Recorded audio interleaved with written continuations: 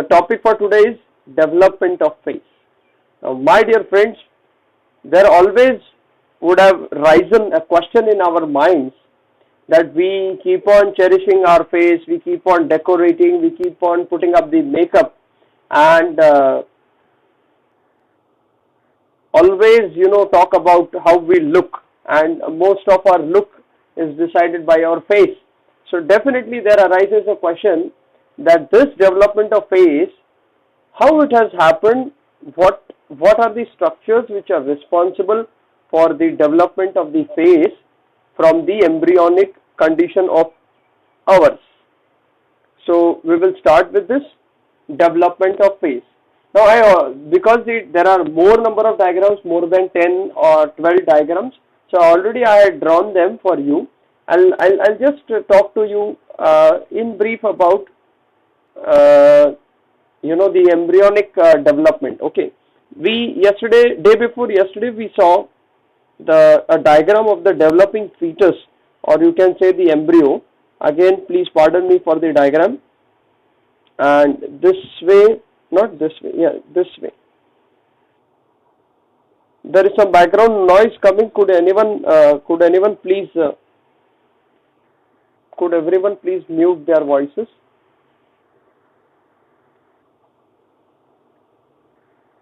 Yeah, so if you see, yesterday we had seen this diagram, okay, developing fetus, or you can say the embryo, okay. You should know what is the difference between fetus and embryo. When can you call it as a fetus? When can you call it as an embryo? An embryo is one which develops from the 7th day, or I think 7th day, yeah. 7th day to the first month, that is 28th day. Yes, beyond it is called as, what is it called? There are different terms, right?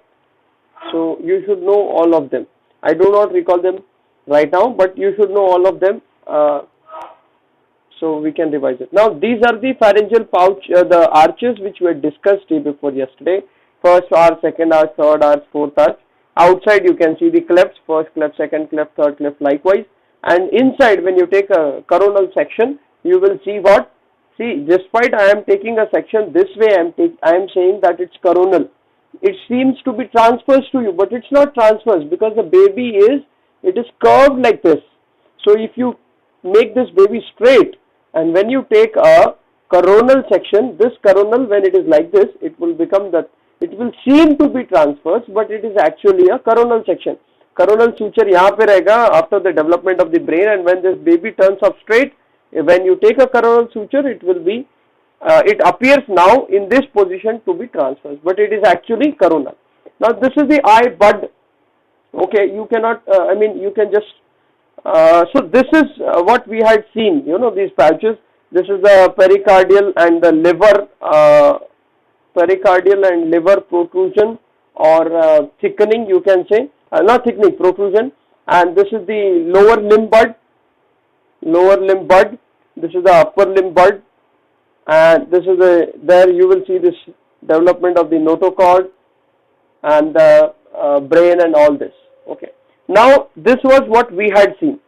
Similar diagram, just for your orientation, I have drawn this diagram because you already know this diagram. See now, this, if you see, yeah, I hope you are able to see this.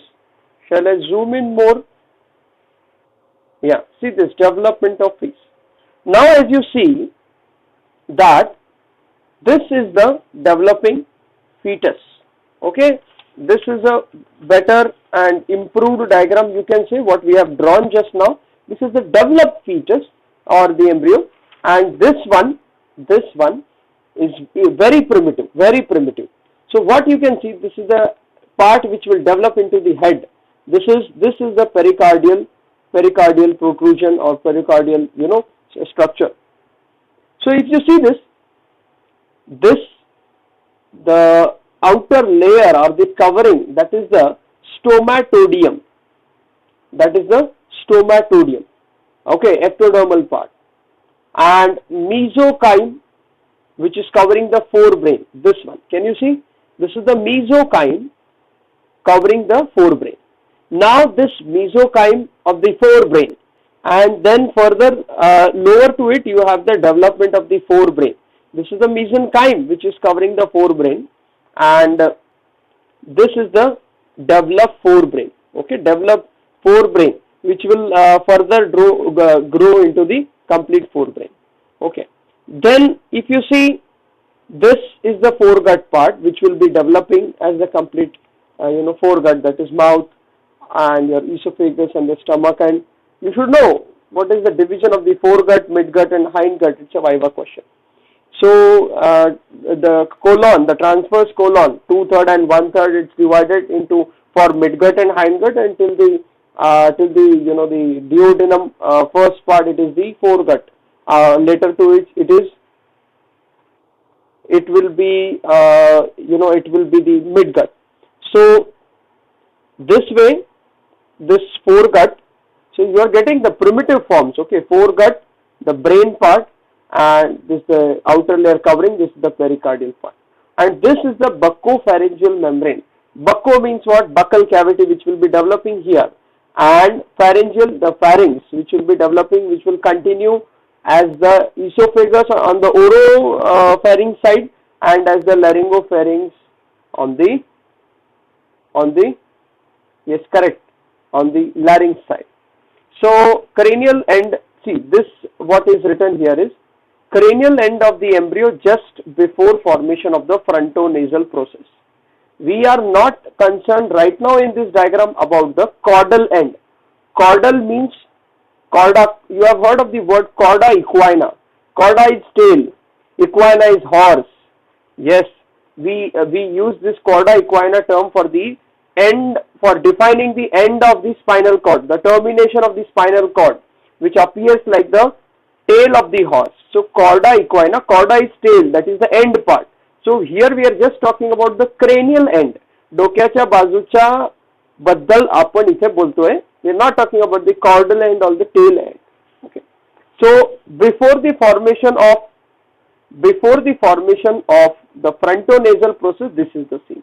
Now this happens naturally, and the forebrain starts, it starts developing further, foregut and pericardium, and we are focusing on the face development. So we will be talking on the frontonasal process. Can you see frontonasal process? The frontal bone and the nasal bones, they will be developing from this. Okay. So frontonasal process. It starts developing from what? This is a mesenchyme covering the forebrain. Understanding? Mesenchyme, the mesoderm which is covering the forebrain, it further develops into the frontonasal process. Further, if you see the development, it will lead to this. This will get converted. This is a sagittal section. This is a coronal section.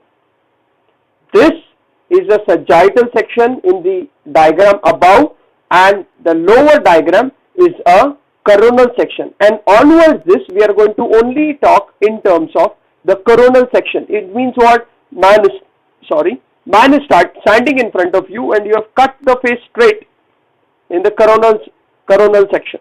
Okay, along the coronal suture. So this is what you are going to see. Now this frontonasal process is this one, and the somatodium, that is the covering part, it is the in between, and these are the mandibular processes, and lower to it is the pericardium. Can you imagine if you cut it this way, if you cut this like this, you will see this development over here in the coronal section. So it is the frontonasal process.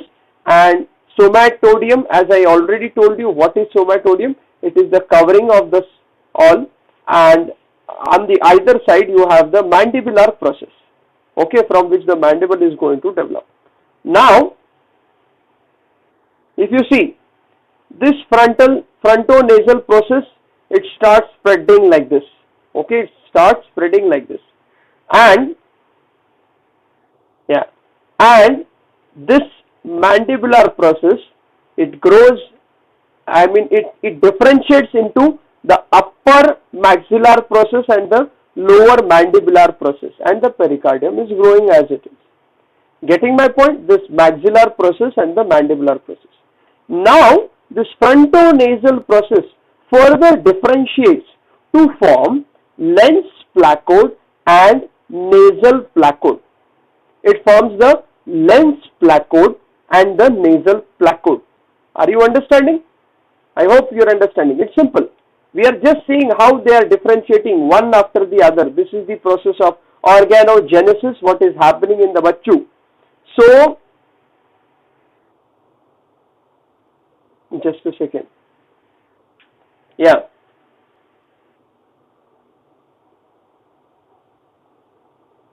Why this is not moving? Yeah. So if you see, this is the frontonasal process which further differentiates into lens placode and nasal placode. And this maxillary process and mandibular process gets into the shape, the lower two mandibular processes fuse. The lower two mandibular processes fuse. Getting, you have an intact one mandible which is formed from the two mandibular processes which fuse at the symphysis menti, which kind of joint it is. Again, it's a general anatomy question. Okay, so you got this.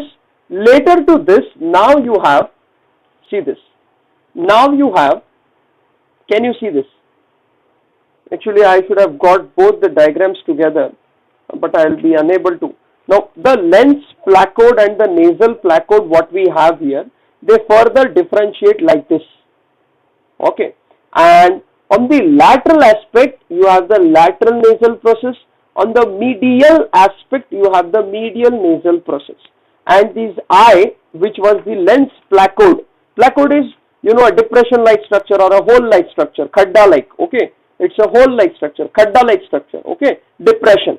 So this lens placode, it comes a bit medially, and this the nasal placode, the nasal placode comes a bit medially and the lens placode goes a bit laterally. And if you see here, see this, the eye, it's laterally developing, and the nasal process further differentiates into, as I have colored in black or blue, you can see lateral nasal process, and the one which is blank is the medial nasal process. I will explain this sentence later. Okay, so right now what do you have? This kind of structure, and already the mandible had got connected or fused, the two mandibular processes fused to form a single mandible structure. Already you have seen, and these are the maxillary process. Now you need to understand that in the facial bones of the skull, what you have, your facial bones comprise of the frontal bone. Am I right? Yes. The frontal bone, the maxillary bone, the mandible, okay, and the zygomatic arch, the part of sphenoid, and the part of sphenoid is inside the maxillary bone, and all these structures. Actually, I've kept the this atlas with me today. I'll show the diagram and I'll tell you very distinguishably what we are discussing about. Now we will come back to this. So if you see further what happens, this gets constricted more and these differentiating structures grow larger enough. So what you can see, that the frontonasal process which has come into the middle of the two orifice-like structures, what you can see, what we are calling the what we were talking about, the medial and lateral nasal process. Okay, and here these what I have written here, it is the eye. Okay, I've not labeled it. It's the eye. Okay, this eye here in this diagram, it's developed laterally like this, and this maxillary bone comes to fuse with the nasal process, that is the lateral nasal process. So they form naso-optic furrow over here. Are you getting? Yeah. Now maxillary process and this fused mandibular process, and you have the primitive mouth. Can you see? Already this frontonasal process. Now see, initially this was the frontonasal process. Can you see? This was the frontonasal process. Now getting differentiated, it has formed to this. It is distinguished to form all these structures, and the frontonasal process proper is this. Now further you see it goes deeper like this. Okay, it goes deeper and deeper, and what you are forming, this maxillary process. Can you see this maxillary process? It has fused with, initially there was a gap. Can you see this? Can you see this gap? There is a gap here also because of the labeling. It's got disturbed. You are not able to distinguish it. If you see the gap, it's that furrow means what? Small gap in which the rabbits go and live. So naso-optic furrow was there. Now in this diagram we can see it has fused. So what you see? Maxillary process has fused with the lateral nasal process here. Okay? Are you seeing it? Now frontonasal process further narrows. Frontonasal process further narrows. You can see the optic, the optic structure what we were seeing, which we labeled as eye, is growing more. Okay, and this, as I said, frontonasal process has narrowed. This is the lateral process. This is the medial process. I am talking about the nasal processes. And maxilla further it goes and it fuses with this lateral nasal process and the base of the eye structure. And now you have a maxillary and mandibular process which fuse properly. Here they are not fused. If you see, they are very less fused. Okay, very primitive structure. Here they fuse to form the mouth in its proper shape. Okay, in the proper shape. Now this is a very primitive form. Again, it further develops to form this kind of structure which we know today. Now in this, if you see, I'll zoom out a bit. Now here if you see, the upper part of the cheek has come from the maxillary process. Eye, which was laterally there, shifts a bit medially, and you can see that in the proper form. Okay, upper part of the cheek. Now the face is divided into upper half. Rather than upper half, you can say the upper part and the lower part. The line of division is, it is from the lateral aspect of the lips or your mouth. The lateral most aspect of the mouth, an imaginary line from there, which actually was not imaginary. Embryologically it was there, where you see the fusion. Okay. So now this upper part of the cheek is formed from the maxillary process. The lower part of your cheek is formed from the mandibular process, as you know. And lateral part of upper lip on the either sides, it is formed by the maxillary process. Okay, lateral part of the upper lip, and the lower lip, lateral part of the lower lip, it is formed from the mandibular process. See, don't confuse. This is the upper part of the cheek formed from the maxillary process. Okay, this is the lower part of the cheek formed from the mandibular process. This is the lateral part of the upper lip which is formed from the maxillary process, and this is the lower lip entirely formed from the mandibular process. Now you will say that I talked about the lateral part of the upper lip. What about the median part of the upper lip? It is formed from the frontonasal process. See, the frontonasal process, it forms the entire upper structure of the neck, this what you call nose. Okay, and from the lateral nasal process you have this frontonasal process. You have this median structure. Can you see this? Which I have marked in black, or you can say blue. This median part of the nose is formed from the frontonasal process, and the lateral aspect of the nose is formed from the lateral nasal process. Now you will say, where is the medial nasal process? Yes, you will question to me कि ये जो medial nasal process है, ये कहाँ पे गया, right? This medial, I have labeled it na somewhere, I don't remember where have I labeled it.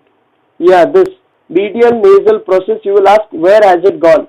See, it has curved inside and it's formed the inner bones of the nose.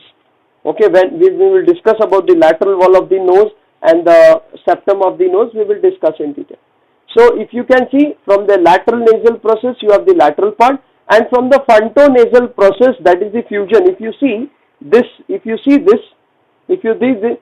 it has become narrow and narrow and it forms the median aspect. See, this is a coronal section and what we are observing here is the complete face in front of you.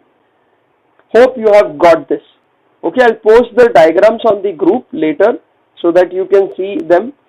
Okay, so this is how it has happened. Now, to summarize that how has the face formed, I will say that it has formed from the unpaired frontonasal process, right? This is the frontonasal process, this which is there in middle, I have already labeled. This unpaired, that is single frontonasal process. Then paired maxillary process, the two maxillary process which later grow to form the upper face, upper part of the face, and the paired mandibular process. See, it is the unpaired frontonasal process which has had lens placoid, nasal placoid developing into this all structures what we can see. So it is the unpaired frontonasal process, paired maxillary process and paired mandibular process. So hope you have understood how your beautiful and handsome faces have formed. Now depending upon how they have formed, can you understand? See, this maxillary process comes and get fused here. Yes, this maxillary and mandibular to the lateral nasal. Okay, maxillary process, there is a naso-optic furrow over here, but then maxillary process comes and it fuses with the lateral process of the nose, and this fusion is happening, right? Then if you see here, basically where mandible ka do processes, they have come to fuse here. Can you see? The two structures or the two processes of the mandible, that is the mandibular processes, they have come and fused over here. So this is one fusion, this is second fusion, this is third fusion, where there is proper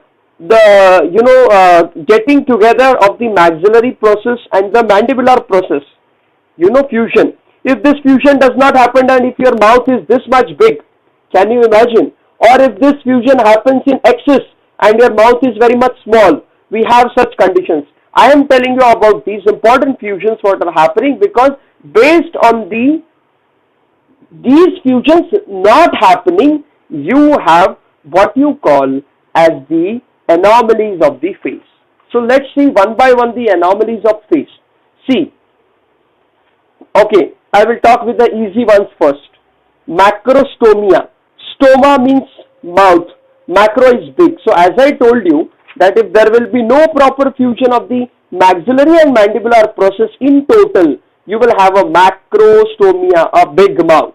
If overfusion happens, you will have a small mouth, which is called as microstomia. Now coming to this, which is an important aspect, see if you see this, the important, there are many cases. If you become a MCH plastic surgeon, like Dr. Vitthal Lahane sir, younger brother of Dr. Padma Shri, Dr. Tatya Rao Lahane sir. If you see Dr. Vitthal Lahane sir practicing at Latur, he is a MCH plastic surgeon. He has so many cases. In Marathi they call it Divanglele oath. That is what? Upper lip cleft, lower lip cleft. There is a cleft. The fusion has not happened. Okay, now see, hair lip cleft means what? Hair lip cleft means what? Upper lip of the hair of it has a cleft. Means what? See this. Upper lip, it has a cleft. Now this cleft can happen how? If there is failure of maxillary process with the medial nasal process. You will say I have not shown it in the diagram, but I said to you, this all goes inside and it fuses. So lateral, this will fuse. Yeah, maxillary process. And here if you talk about the upper lip, is the medial this is median, and next to it, just next to it will be the medial. How we saw, if you remember about the urinary bladder, there was medial ligament, there was lateral ligament, and there was median ligament. Similarly here, median process, that is the frontonasal process, medial nasal process, and lateral nasal process. So if you see that this unilateral cleft means what? See, I will show you here. See, for example, if this is the lip, I am not good at drawing, please, if this is the lip, okay, if this is the lip, then what do you see? If there is a cleft here, means what? This is like this, cleft, okay, this cleft can be here, it can be in the middle, the upper lip is not fused at all. Can you see? Can you imagine if there is no fusion of the, the upper lip? There is no fusion of the upper lip, okay, like this. So that is the cleft, unilateral cleft, that is on one side where there is failure of maxillary process with the medial nasal process. The bilateral means it is present on the both sides. That is, both the side maxillary processes have not fused with the medial nasal process. And if you see midline cleft of the upper lip, defective development of the frontonasal process. If this frontonasal process, if it doesn't come and fuse, then there will be middle line cleft or midline cleft. Now cleft of the lower lip. How? Cleft of the lower lip, because fusion of the two mandibular processes has not happened, or you can say that is what? The fusion of the two mandibular processes which develop to form a mandible, that is not happening. So this lower lip, which is formed from the maxillary process, I am not talking about the bone mandible, my dear friends. I am talking about the mandibular processes which develop to form this lower lip. Please don't confuse. We have already discussed pharyngeal arches, and from where the mandible has come, we have already discussed. We are talking about this soft tissue, face. We are not talking about the facial bones and skull bones. They come from occipital end. Okay. Don't please mix them and confuse them here. And cleft of the lower lip, it can happen because of failure of mandibular process ka fusion. Oblique facial cleft means what? Complete oblique facial cleft. How it will happen? See, because if there is no fusion of the maxillary process and the lateral nasal process, and if this fusion is not there, then what will happen? Oblique facial cleft. You imagine, no, this is the structure which is developed from the lateral nasal process. Can you see? I have labeled it here. And now, if there is no fusion of this maxillary process, this complete is a structure derived from this maxillary process of tissue.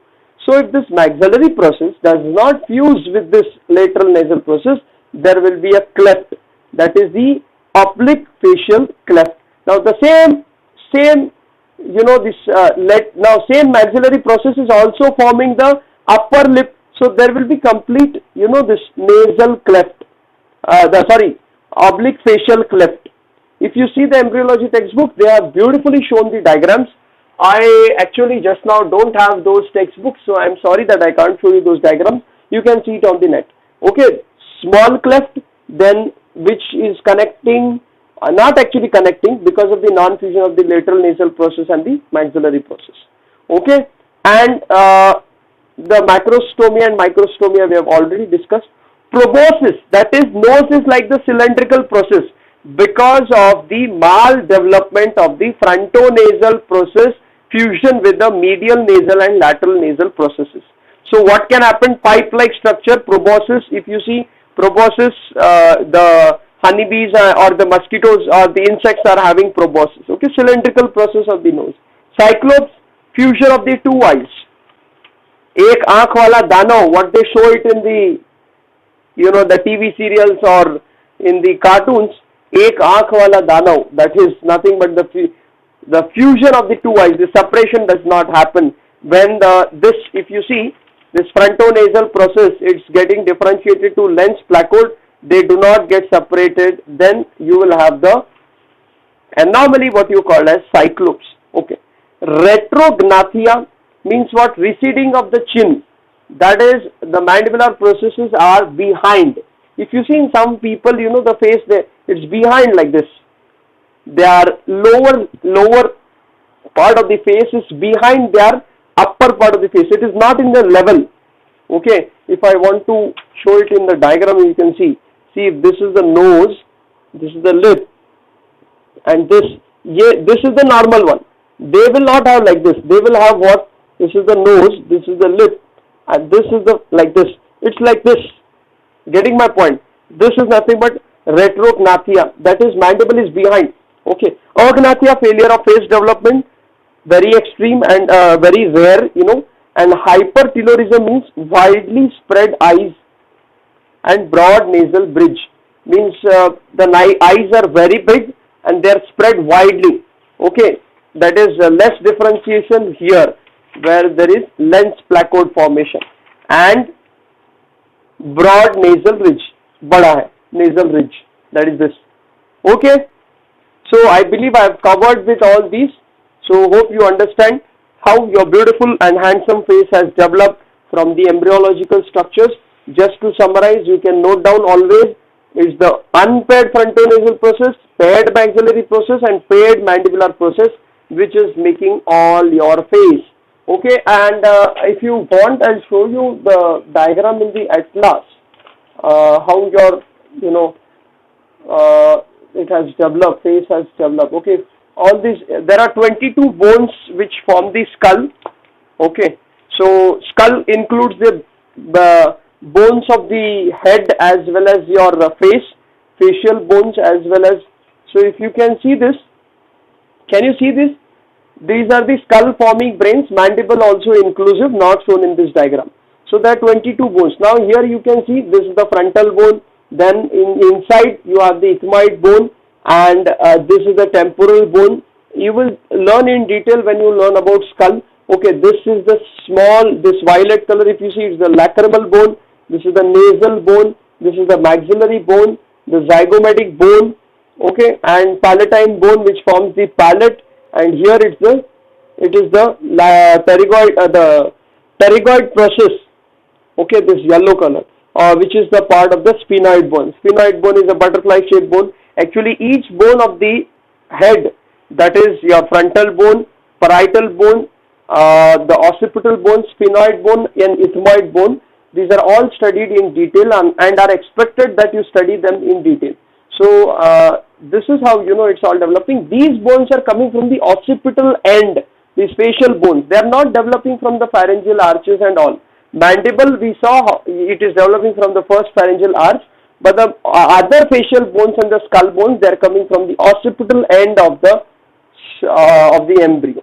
So thank you. We have covered about development of face. In case of any doubts, you can always contact me. Thank you.